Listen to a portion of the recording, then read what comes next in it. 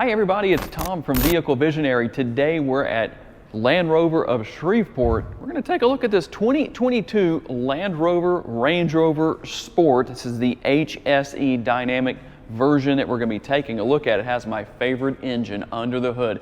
We'll talk a little bit more about that later. But here's the interesting thing. This model has been around since 2014, and you might wonder, 8 years later, how has Land Rover pulled this off? And I'll let Carrie kind of do a walk around over the vehicle as we talk about that. Here's how they've done it ultimately. Through the course of these last 8 years, there have been a lot of changes that have been made, things that have been added that have kept people interested. Technology added, all kinds of great things to keep interest up. A lot of car makers could not necessarily get away with that, but Land Rover has definitely pulled it off. The exterior on this model is Fuji white. We've got pimento and ebony interior. I'll let Carrie come over here and just give you a quick look at that. We're going to give him a workout today, walking all over the place. But that's what we have here. Just a quick look. We'll take a much closer look at that later on. If you want to see Carrie's Range Rover Sport, which has the same basic interior in it, I will leave a link down in the description of this video. His is actually a 2014, so you can kind of see some of the differences between then and now. And there's one thing this one doesn't have, and it actually comes in under $100,000, as you saw on the screen already. You don't have the soft closed doors. So let's take a quick look here, looking at the front end. Very nice, elegant looking design. Gonna have, even though I need to start the engine for the lights to come on, but you have the LED headlights, the daytime running lights. I can run the blinkers, we have the hazard lights on right there, but a very nice look. And something that I really like here that you won't see on all of the competition of the Range Rover Sport is found right here. It's the fact that this vent is functional. That is a win in my book, no matter what vehicle you're talking about. Also, plenty of functionality here with the lower grille, gloss black, a very nice look, and then that iconic look up here with the upper grille as well. I don't have to tell you, that needs to be functional, obviously, but everything here is. Also, the Range Rover lettering. Now, some people will say that maybe instead of having that raised lettering, that maybe that should just be part of the hood. Tell me down in the comments what you think about that. And working our way around, more functionality. You've got the heat extractors right here. They're not as big as they would be on other models of the Range Rover Sport, but they are there. In fact, I'll let Carrie come in from the other angle and show you where the heat actually is extracted, where it can get out right here. Of course, the Range Rover logo right there. Kind of hard to see that. To me, you know what they ought to do is they ought to put some kind of red lettering in there to kind of mark that and let it kind of show up a little bit better. But it's not there, but that doesn't mean that you couldn't have that done at a vinyl graphic shop or something like that. Now, these are just cosmetic, not functional. But you know what? On Carrie's, he has these, and you could probably cut those out and maybe set the way, kind of a trend to show people what can be done. I'm giving him some ideas. Also, the gloss black here on the heated power side view mirrors. Everybody's favorite functionality right there, the turn signal indicators built in. And I do like the fact that you have the deep tinted windows here, more of that gloss with the window trim here. Looking at the tires, 275 40s. It's going to be at all four corners wrapped around those 22-inch wheels. Those are some big wheels right there. Speaking of the tire and wheel combination, what exactly is that putting to the ground? Let's open the hood and find out. Okay. My favorite feature, if I was going to own one of these, is the 5-liter supercharged V8 that's here under the hood. 518 horsepower. Have absolutely no trouble getting this model down the road. 461 pounds-feet of torque, mated to the 8-speed automatic transmission, putting power to the ground through all-wheel drive. Now, if you are going to buy one of these, you're probably not too concerned about saving a lot on gas. Because here are the numbers. 17 miles per gallon city, 22 out on the highway. When you combine those, 19 miles per gallon. Now, according to Land Rover, for every 100 miles you drive with this supercharged V8 under the hood, I don't think I would ever accomplish this. You should use 5.3 gallons of gas. Okay, real quick, a quick look at the remote. And it's a nice sturdy remote. It's going to hold up real well. Obviously, very well built. I mean, what else would you expect from Land Rover? And we can hit the power tailgate here with the button on the remote. Let's talk a little bit about the numbers that you're going to find here. 7,716 pounds max towing, and I'm going to move this out of the way. We'll show a little bit of the space in here. 24.8 on the bottom end of cubic feet as far as storage space goes, cargo capacity, up to a max of 62.2. And while Carrie's showing you around, I will show you how you can maximize the cargo space in here. I'm just going to do one side of it. The seat's too far back to really push this all the way down, but well, there we go. I think I can get a little bit further down that way, but just so you can see what's there. And we'll put that back in place for when we do our interior tour, starting with the back seat. But the thing I like is you do have the 12-volt power outlet. Tell me if you'd like to see a USB port back here maybe, in addition to that 12-volt. And if you want to raise and lower the rear of the vehicle with that air suspension, that's how you do it. Let's see, I think I can probably do that right here. We're going to show you a live shot. See how fast that's going up? I'll max that out. That's pretty impressive. And then we'll drop it back down, back to its lowest height. And there's a lot of different reasons why you might want to do that, just to show you how that works in real time. There it is, that's as far as it's going to go right there. But now you know how that's going to look, how quickly it works. Pretty effective. I have to admit that I could almost fall asleep back here. I'm so comfortable, kind of reclined a little bit. There is a lot of room in the back seat here, so the rear seat passengers will be very comfortable. And they'll also not go thirsty, nor, well, at least one person won't go hungry, because you could put your tuna or chicken sandwich in there. It's going to fit perfectly. You don't even have to cut the crust off of it if you don't want to. I like the size of that armrest, but boy, that thing is big. And obviously, if someone's going to sit here, you can't have that folded down. Now, here's something that's very interesting.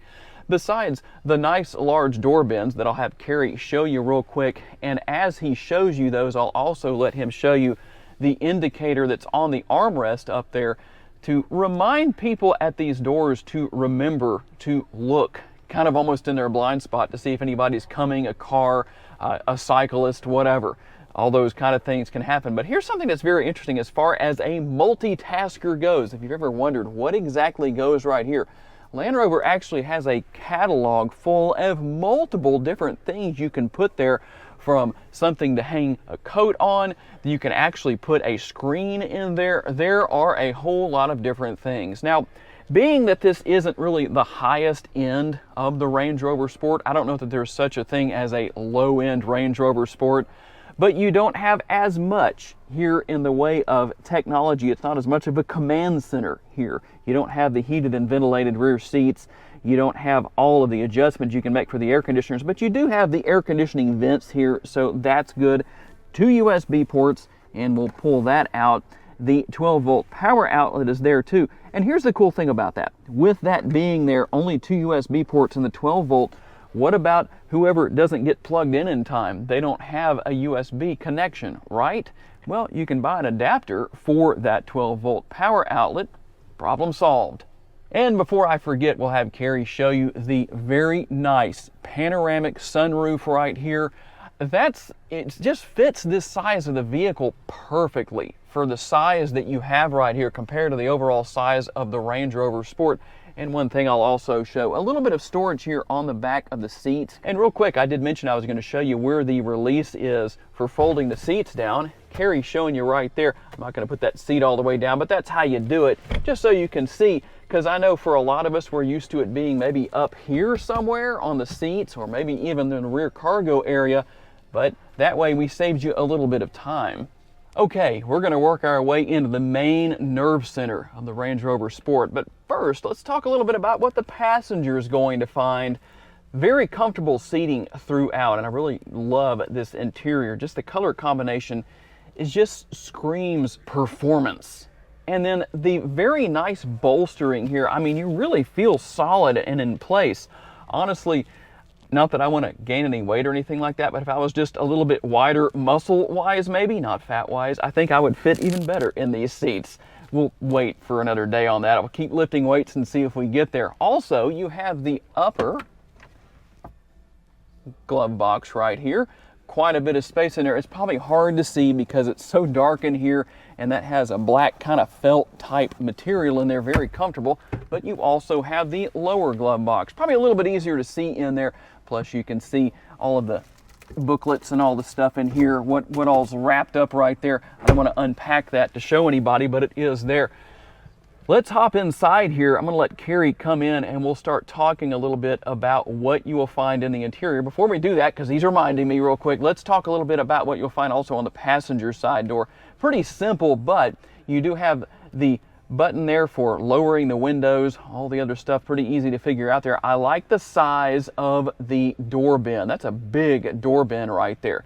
You could put all the makings for the sandwiches that you could store back in the armrest back there in that door bin, and then people can just kind of work back and forth between the front and the rear seats. Hey, that's teamwork, right? Okay, now we can probably have Carrie step on into the interior here, and let's start talking about what we have. Again, very modern looking. I like the changes that have been made here over the years. You have a very nice looking, modern looking instrument cluster. You're going to notice the speed limit sign. I put that into two words, one word, right? Speed limit sign recognition right there. Digital speedometer, in addition to the analog speedometer and tachometer there. Everything, yeah, pretty simple to figure out, but you can go through a lot of information there. And I like the size of these shifter paddles. Nice and large, easy to get your hands on when you're driving in dynamic mode and driving spiritedly. That's something I always like. And the steering wheel mounted controls here, different than any other brand on the road as far as how they're set up. It just has a modern look and feel to it. I really like that. One thing that I want to show here that I have seen nobody else in the car review / automotive journalist community do on YouTube has to do with the angle of this top screen. You can either bring it up or you can bring it down to where it is right now. But here's what most people do. They do this. They just tap the buttons like that. Watch this. Both of them work this way, but I'm going to use the minus to just let it go down. There it goes. Notice what's happening? I'm just holding it down. I don't have to tap that button to make this work. Just so you know, it still kind of comes up a little bit at a time. It's not a consistent fluid movement, but it's still really cool to know that you can do that. So now that we've shown that, we'll go ahead and run through the screens here a little bit. Let's do this. I want to show you something here that I am really impressed with. Look at the clarity of the camera.